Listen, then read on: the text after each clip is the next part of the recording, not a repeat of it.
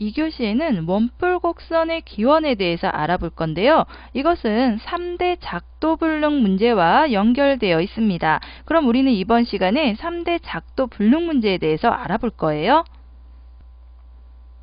작도라는 것은 무엇일까요? 눈금 없는 자와 컴퍼스만을 가지고 도형을 그리는 것을 바로 작도라고 합니다.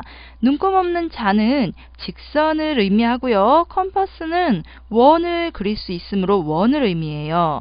그런데 아무리 작도를 하려고 해도 할 수 없는 것이 세 가지가 있어요. 이것을 3대 작도 불능 문제라고 하는데요. 무엇을 말하는지 살펴볼게요.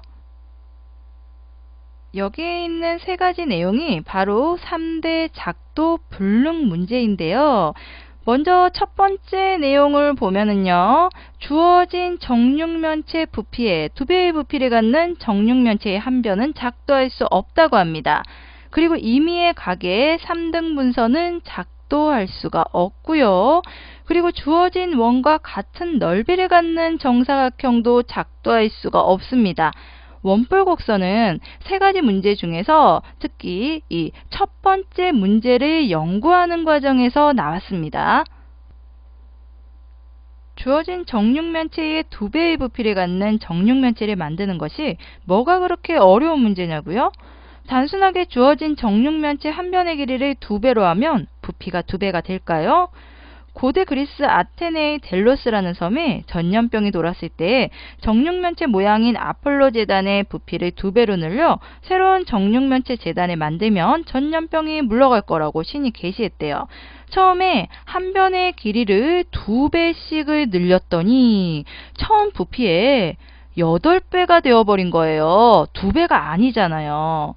그래서 이번에는 똑같은 제단을 그냥 하나 더 붙여보았더니 이것은 직육면체잖아요. 정육면체 모양이 아니었습니다.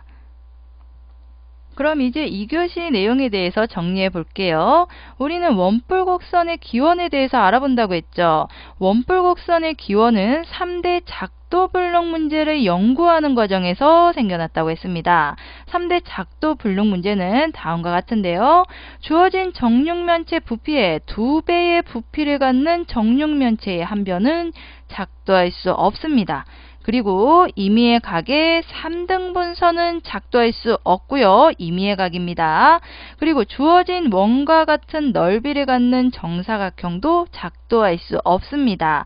이러한 3대 작도 불능 문제에 대해서 기억을 해주세요.